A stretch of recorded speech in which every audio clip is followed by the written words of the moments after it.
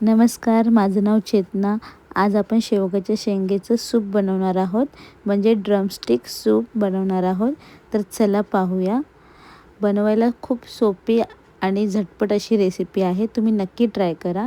इथे मी कुकरमध्ये 1 टोमॅटो 2 भागात कापून घेतलेला आहे आणि इथे मी 2च शेंगेचा वापर करत आहे।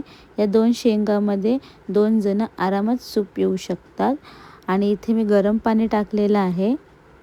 गरम पाणी इथे मी साधारण 1 ग्लास टाकलेला आहे।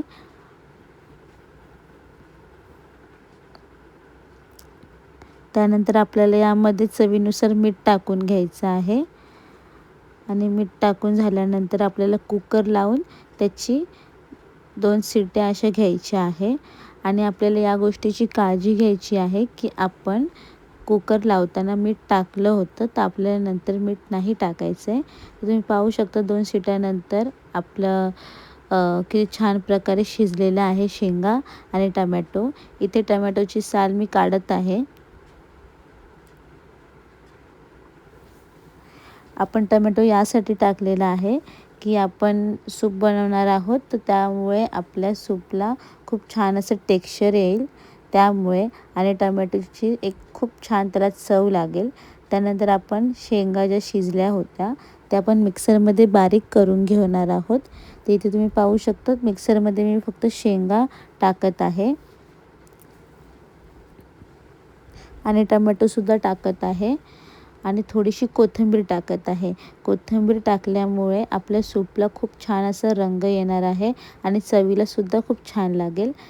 आपला इथे मिक्सरमध्ये वाटून झाल्यानंतर मी इथे एक चाळण घेतली आहे आणि खाली बाऊल ठेवलेला आहे, जेणेकरून जो गाळ निघणार आहे आपल्या शेंगेचा तो खाली बाऊलमध्ये जाईल। त्याच्यानंतर मी हळूहळू करून सगळं एकत्र करून घेत आहे।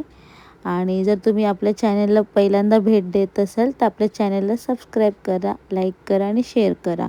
इथे मी एका पॅनमध्ये 1 चम्मच तूप घेतलेला आहे, 2 मिरे टाकलेले आहे, 3 ते 4 कढीपत्ता, लसूणची पेस्ट आणि 1 बारीक कांदा चिरून घेतलेला आहे। इथे आपल्याला कांदा हलका लाल कलर आल्यापर्यंत रंग येईपर्यंत भाजायचा आहे। त्यानंतर इथे आपण शेंगेचा जो गाळ काढला होता तो आपला मिक्स करायचा आहे यामध्ये। तुम्ही पाहू शकता किती छान असं टेक्स्चर आलेलं आहे। टेक्स्चर हे टोमॅटोमुळे आलेलं आहे, त्यामुळे आपल्याला इथे दुसरं काही ॲड करायची गरज नाही आहे। आणि तुम्ही खूप छान असा सुगंध येत आहे, खूप छान। आणि त्यानंतर इथे मी अर्धा चम्मच तिखट टाकलेला आहे आणि पाऊण चमचा हळदसुद्धा टाकलेली आहे आणि आपल्याला एकत्र मिक्स करून घ्यायचं आहे।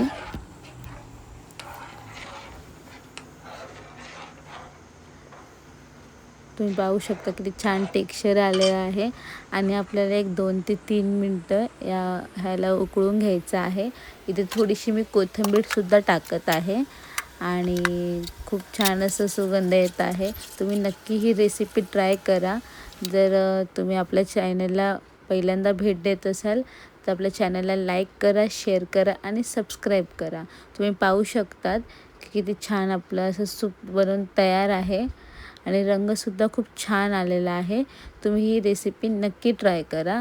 जर तुम्ही ही रेसिपी ट्राय केली तर नक्की कळवा तुम्हाला कशी वाटली आणि धन्यवाद।